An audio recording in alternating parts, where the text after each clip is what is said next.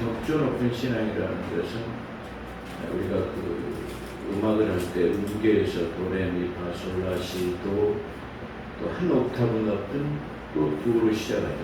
그래서 한 주간 한 주간이 한 옥타브 더 높은 신앙처럼 더 격조 높은 한 옥타브 더 높은 그런 신앙이 되시기를 주님을 소원합니다.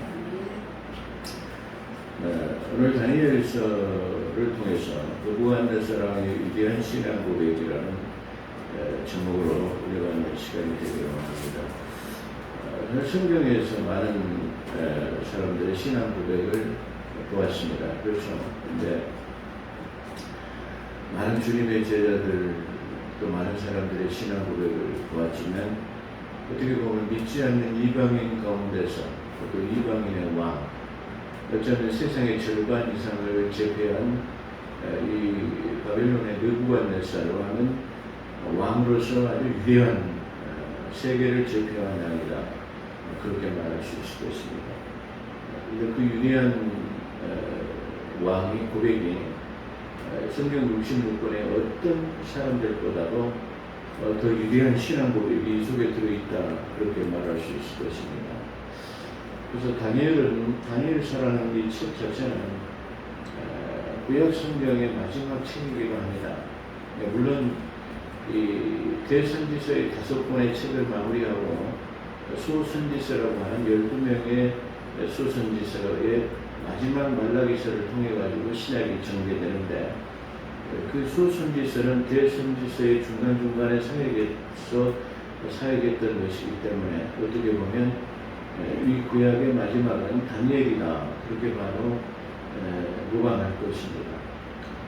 그런데 저는 이 다니엘서를 많은 사람들이 요한계시록을 해석하기 위한 브로커 같은 책이다.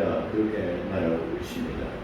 물론 일부 동의하는 것도 있고 그렇지 않는 부분도 많이 있습니다. 그렇지만 그런 측면에서 저는 이 다니엘서를 교리적인 측면보다도 은혜적인 측면, 다시 말하면 위대한 신앙 고백에 대해서 더 이렇게 포커스를 그쪽에다 맞췄다. 교리적인 것보다는 은혜적인 실구에다 더 포커스를 맞췄다는 것을 말씀드립니다. 그리고 우리가 지금 대하고 있는 다니엘서 4장이라든가 이 앞전 부분의 성장이라든가 이런 부분을 우리가 볼 때 사실 이 다니엘서는 아주 난해한 것을 아주 많이 가지고 있는 그런 부분입니다. 여러분들이 한번 자세하게 보게 되면 이 다니엘서가 난해하다는 것은 어떤 뜻이냐 그러면 환상 같은 현실 같은 환상이 계속 반복되고 있어요. 환상 같은 데 현실로 이루어지고 현실인데 곧바로 환상 같은 것으로 바뀌어지는 그 환상이 실상으로 나타나게 되는 그 실상이 환상으로 변하는 그런 모습 같은 것을 우리가 보게 되기 때문에 그런 측면에서 난해하고 자칫 잘못하면 이해하기가 어려운 책이기도 하다. 그렇게 말할 수 있을 것입니다. 그래서 우리가 이 다니엘서를 이해하는 것은 환상 가운데 있었던 일이 실상으로 이루어지게 되고 실상 가운데서 일어났던 일들이 위대한 신앙 고백과 하나님을 인정하게 됨으로써 그것이 그 범민이나 교통들이 다 떠나가게 되는 그런 모습을 보게 되는 어떤 아주 그런 책이다. 그렇게 말씀을 드릴 수 있을 것입니다. 그래서 오늘 우리가 그 본문에서도 보게 되면 4장 29절에 보게 되면 뭐라고 말씀하시냐면 12달 마지막에 그가 바빌론 왕국의 궁을 거닌다가 있습니다. 그러니까 이 말은 어떻게 보면 이 전반부에 있는 4장 전반부에 있는 내용을 이해해야 되는 부분인데 전반부에는 이 느부갓네살 왕이라는 사람이 환상 가운데 아주 번민하는 그런 꿈을 꿨어요. 그 번민의 꿈이 무엇이냐 그렇게 다니엘에게 물었어요. 다른 사람은 해석하지 물론 못했죠. 그래서 다니엘에게 물었더니 다니엘이 그에게 조언을 했습니다. 모든 주권이 하나님 앞에 있다는 것을 인정하고 당신의 죄악에서 벗어나야 됩니다. 그렇게 얘기했어요.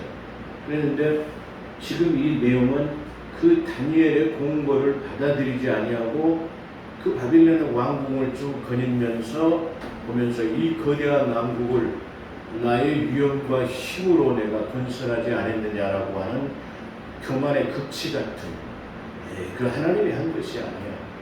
하나님이 도와주셔서 내가 위대한 군주가 되는 게 아니야라고 하는 내용이에요.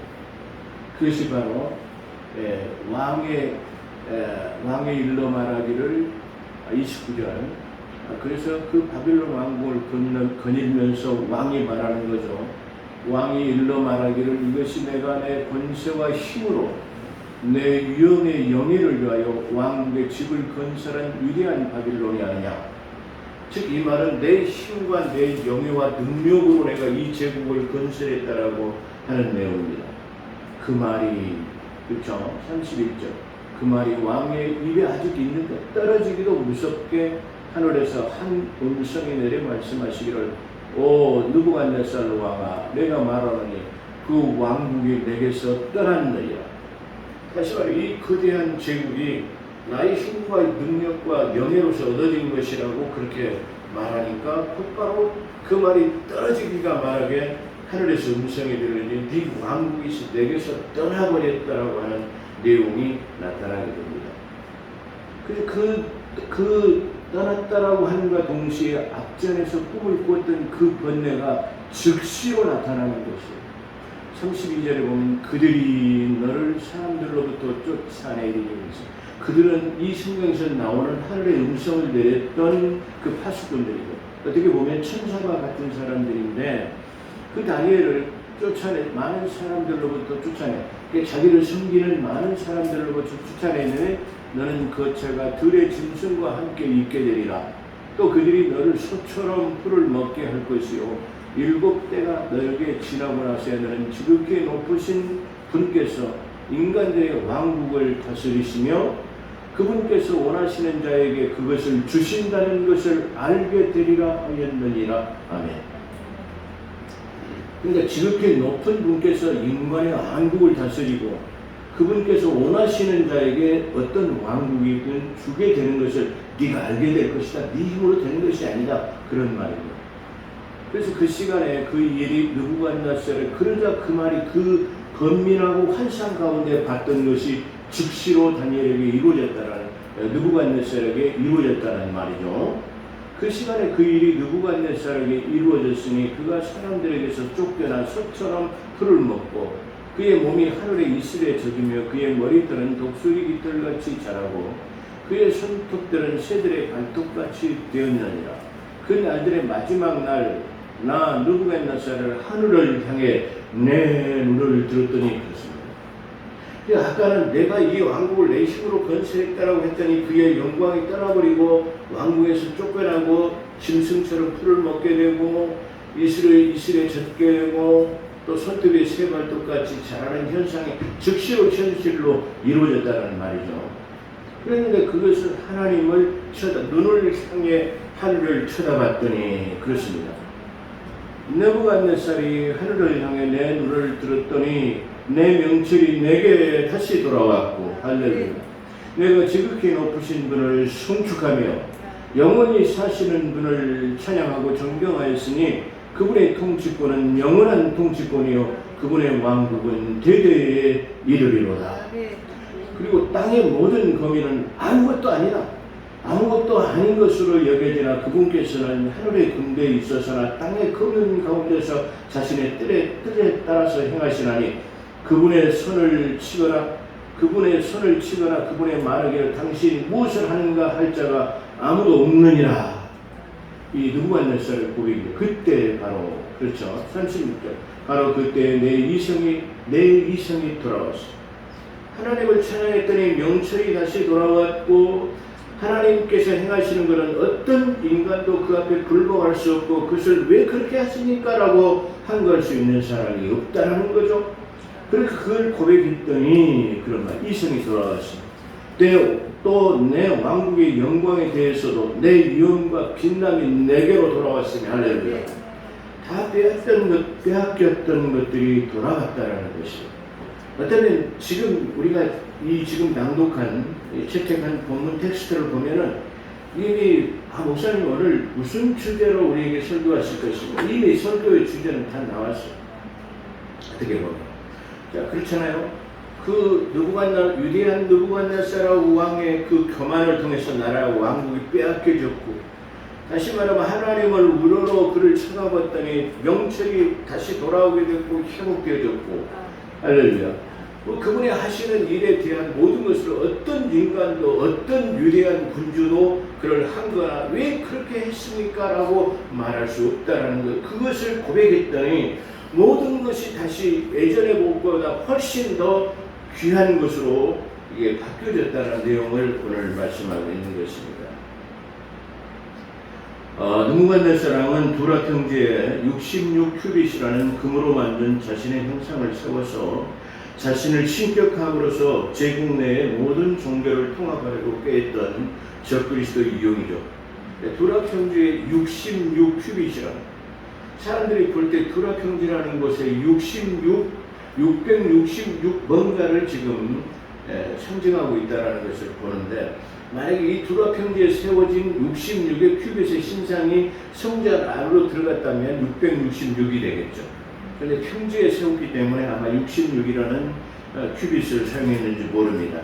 그래서 이 66의 큐빗에 자기의 금신상을 만들었고, 종교의 자기 자신을 신격함으로써 모든 종교를 자기 제국 내에 있는 모든 나라들을 다시 말하면 통치하려고, 통합하려고 하는 그 종교 에큐메니컬 연합이 이 속에 들어있는 적그리스도의 유형이 이 속에 들어있다는 것을 우리에게 나타나는 대목입니다. 금신상을 세워서 모든 악기를 동원하고 연주하게 하고 그에게 경배하게 했지만, 다니엘의 세 친구인 사드락과 메삭과 아벳느고는 끝까지 거부해서 마침내는 평소에 침대나 더한 풀무불에 던졌지만 태우지 못한 모습을 3장 23절에서 또한 25절에 우리가 볼 수 있습니다. 3장 23절에 보면, 그리고 이 세 사람 사드락과 메삭과 아벳느고를 묶어서 불타는 뜨거운 용광로 가운데 떨어졌더라. 그때 느부갓네살 왕이 놀라 급히 일어나서 그의 장관들에게 일러 말하기를, 우리가 세 사람을 묶어서 불 가운데로 던지지 아니하였느냐 하니, 그들이 대답하여 왕께 말하기를, 오 왕이여, 맞습니다, 옳소이다 하더라. 왕이 대답하여 말하기를, 보라, 내가 보니 네 사람이 풀려서 불 가운데 걸어다니고 있는데 그들이 다치지도 않았으며 그 넷째 모습은 하나님의 아들과 같도다 하더라. 다시 말하면 자기의 그 금신상을 만들어 놓고 경배하도록 모든 악기를 동원해서 경배하도록 했는데, 이 사드락과 메삭과 아벳느고는 경배하지 않았어요. 그래서 그들을 풀무불에 집어넣어라. 세 사람을 집어넣었는데, 그리고 세 사람을 붙잡아서 집어넣기 위해서는 양쪽에 다시 말하면 힘있는 군사들이 두 명을 한 사람씩 양쪽에서 붙잡았겠죠. 세 사람을 넣기 위해서는 6명이 붙잡았는데, 그 6명은 그 불가에 가기도 전에 다 불에 타가지고 죽어버렸어요. 그 세 사람만 불 가운데 던져졌는데, 분명히 던져질 때는 세 사람을 던져졌는데 불 가운데서 왔다 갔다 한 사람은 4사람이었단 말이죠. 근데 그 중에 한 사람은 바로 하나님의 아들 같도다라고 하는 고백입니다. 그래서 태우지 못했다는 모습을 증거하고 있습니다. 그때 느부갓네살 왕이 놀라 급히 일어나서 그의 자문관들에게 일러 말하기를, 우리가 세 사람을 묶어서 불 가운데로 던지지 아니하였느냐 하니, 오 왕이 옳소이다 하더라. 왕이 대답하여 말하기를, 보라, 내가 네 사람을 풀어서 불 가운데로 걸어다니고 있는데 다치지도 않았으며 넷째 모습은 하나님의 아들과 같도다 하더라. 이 일로 인해서 느부갓네살 왕은 칙령을 내리게 되죠. 위대한 군주가 칙령을 내리는데, 그러므로 내가 한 칙령을 내리노니 어느 백성이나 민족이나 어느나 사드락과 메삭과 아벳느고의 하나님을 하나님께 거스려 무엇을 말하면, 그러니까 사드락과 메삭과 아벳느고가 섬기는 하나님을 누가 가타부타 말하면, 그리고 그 종교에 대해서 언급하면, 그렇죠, 반대하는 무리가 있으면 그런 뜻이죠. 거슬러 무엇을 말하면 그들을 토막으로 잘려줄 것이요 그들의 집은 퇴비덩어리가 될 것이라. 이는 이처럼 구현할 수가 없는 다른 신이 없기 때문이라. 우리가 중요한 것은요, 아까 제가 말씀 난해한 책이라고 말했지만 이 다니엘서는 그렇다고 한다면 지금 여기 나와 있는 이 기술된 내용은 그 바빌론이라는 나라의 역사서에 그대로 기술된 내용들입니다. 그게 아주 놀랍다는 사실이죠. 그래서 만약에 이 사드락과 메삭과 아벳느고가 섬기는 바로 이 하나님을 누가 믿지 못하도록 방해하거나 가타부타 말하는 사람 뭐 한다고요? 토막쳐 죽이겠다라는 거예요. 그리고 그 집에 거처하는 사람들은 퇴비덩어리가 되게 할 것이다. 왜 이 느부갓네살은 이런 칙령을 내리냐면은 이는 이처럼 그래서 어떤 거죠? 그 뜨거운 풀무불에서 사람을 건져냈는데 옷 하나 고깃빛 하나 상하지 않게 하시고 조금도 상하지 않는 그들의 모습을 보고 이처럼 구원해낼 수 있는 신은 없기 때문이야. 여호와 하나님 외에는 어떤 신들도 타는 풀무불에서 건져낼 수 있는 신이 없기 때문이야 라고 고백하는 것입니다. 그래서 느부갓네살 왕은 온 땅에 살고 있는 모든 4장 1절로 계속되죠. 느부갓네살은 온 땅에 살고 있는 모든 백성과 민족들과 언어들에게 이렇게 말하더라. 너희에게 평강이 어떻게 말했냐라는 것이 이제 나오는 거죠. 너희에게 평강이 있을지어다. 나는 높으신 하나님께서 나에게 행하신 표적들과 이적들을 알리는 것이 좋다고 생각합니다. 하나님께서 자기에게 평하신 어떻게 하신 것이요? 행하신 표적과 이적들, 자기에게 알리신 것이 너무나 크고 귀하기 때문에 내가 온 천하에 있는 백성들에게 나라와 언어들에게 지금 말하지 않을 수가 없다라고 전제하면서 이것을 선포하고 있습니다. 그분의 표적들이 얼마나 위대한가. 그 표적이라는 것은 뭐죠? 표적이라는 것은 하나님 되심을 나타내는 거예요. 사도적 하나님 표적은 하나님 되심을 나타내는 것을 하나님의 표적이라고 말합니다. 사도적 표적은 사도됨을 입증하는 것이 사도적 표적이라고 합니다. 믿는 자의 표적은 마가복음 16장 15절에 나와 있는 것처럼 믿는 사람들의 표적에 나타나는 것이 바로 믿는 자의 표적입니다.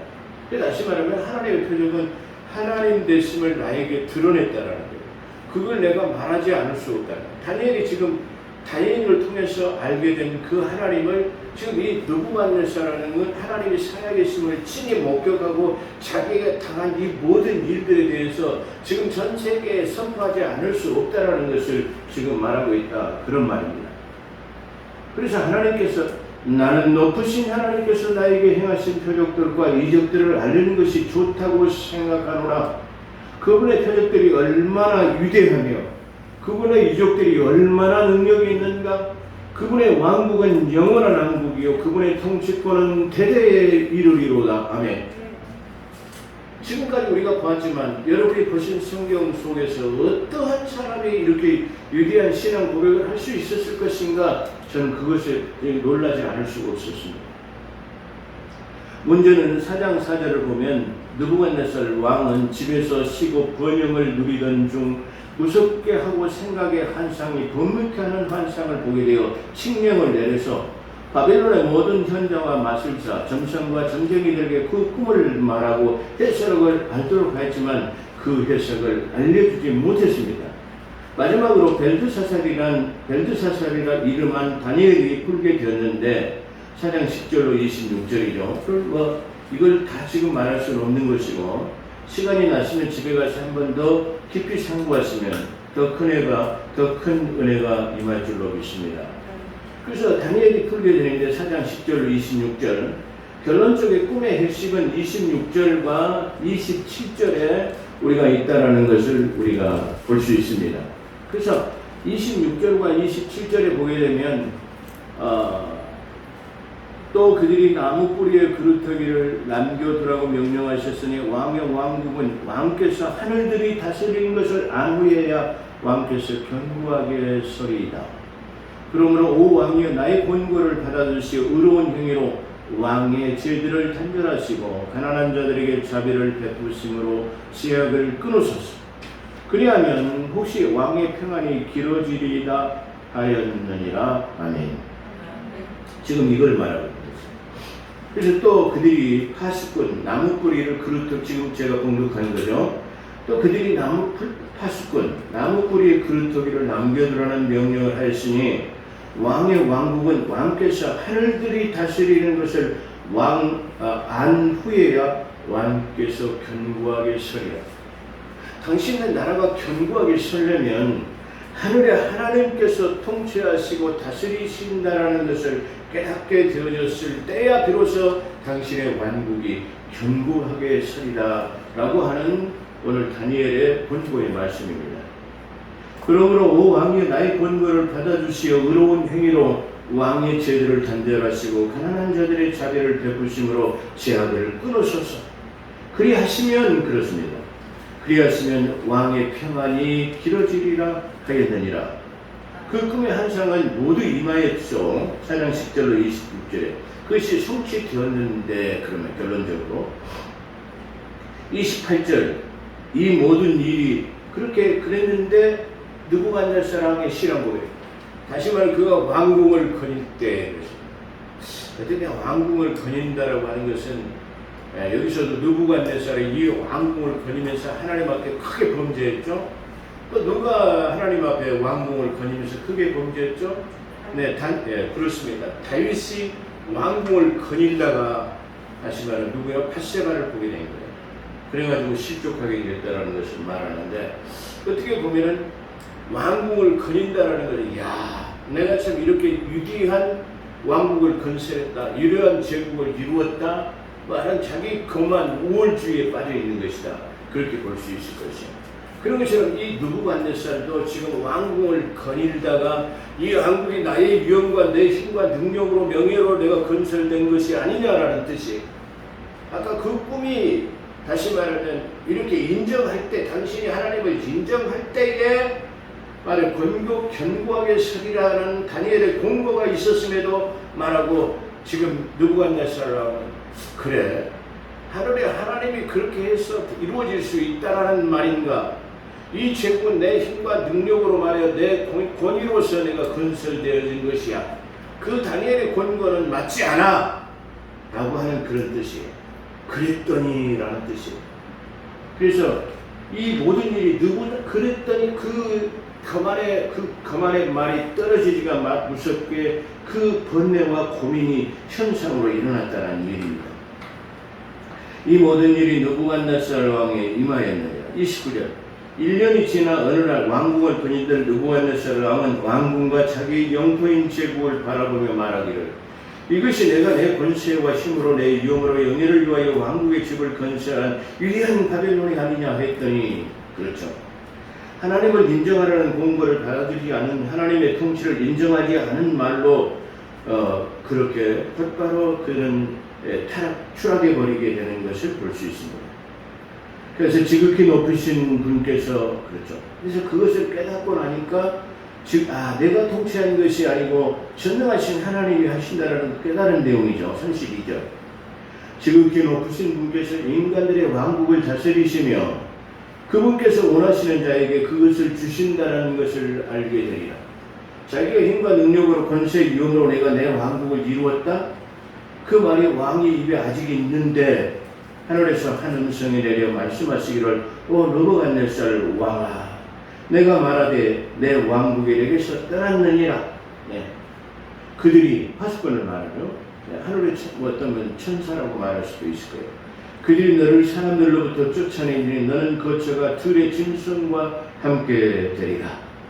또 그들이 너를 소처럼 풀을 먹게 할 것이 7대가 너에게 지나고 나서야 너는 지극히 높으신 여기서 7대는 환난 가운데 7년 대역 환난을 말하기도 합니다. 그렇지만 그건 7년 대역 환난에 대해서는 아까 교리적인 것은 다루지 않겠다라고 말했기 때문에 그때가 지나서야 너는 그것을 알게 될 것이다. 7대가 너에게 지나고 나서 너는 지극히 높으시. 그러니까 너희 그 7대가 지난 환난에 극심한 것처럼 네가 그 환난 같은 7대, 야곱의 고난의 때 같은 그런 시기를 겪고 나서야만이 네가 하나님이 높은 분이시라는 것을 알게 될 것이다.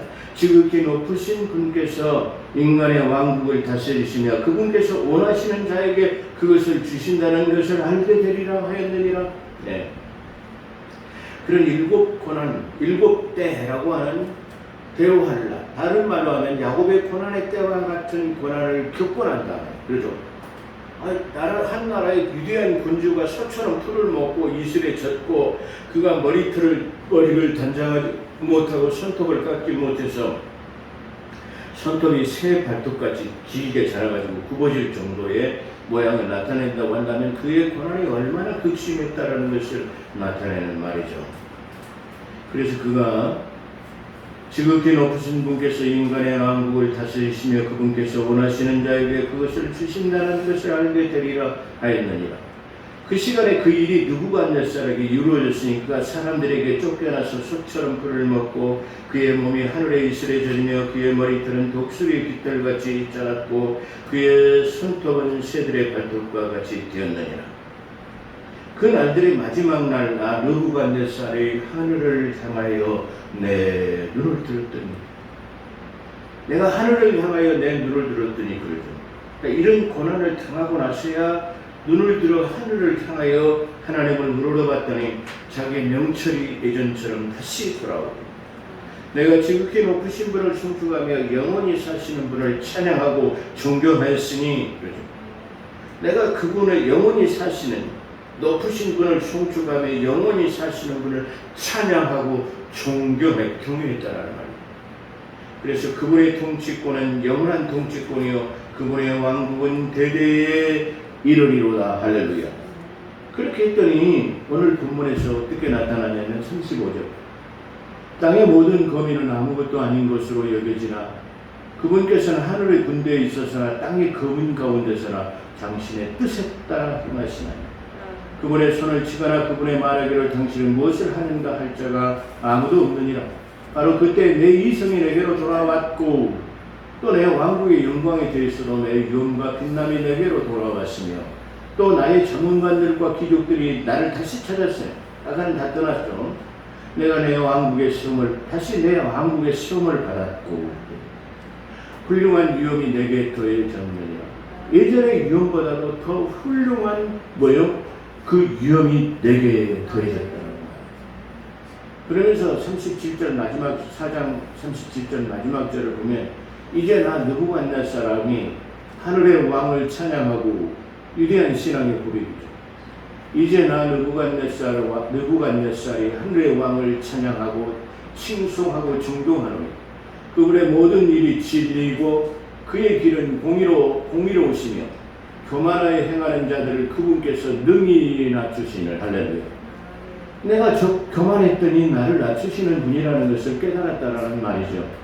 이게 37절에 나온 이 느부갓네살의 신앙 고백이야말로 제가 말 위대한 신앙 고백이 아닌가. 물론 이 안에 많은 위대한 신앙 고백이 있었어요.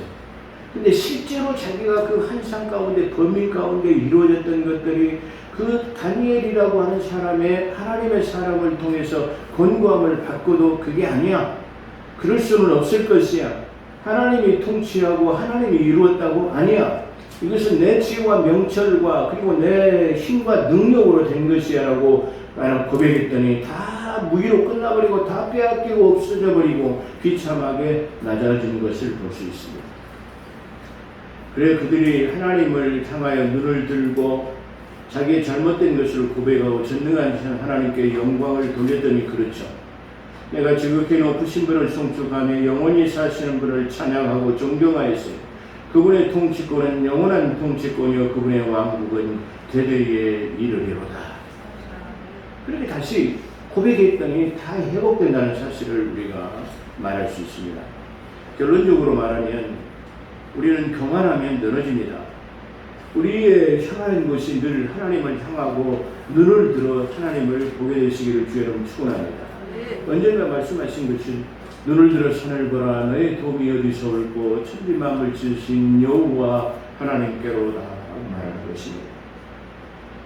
그런 것처럼 우리는 살아가다 보면 저 자신도 마찬가지로 내가 했다라고 생각하고 내가 한 것이야 내가 이루었다라고 그렇게 자부하고 그렇게 살아가는 때가 많이 있습니다.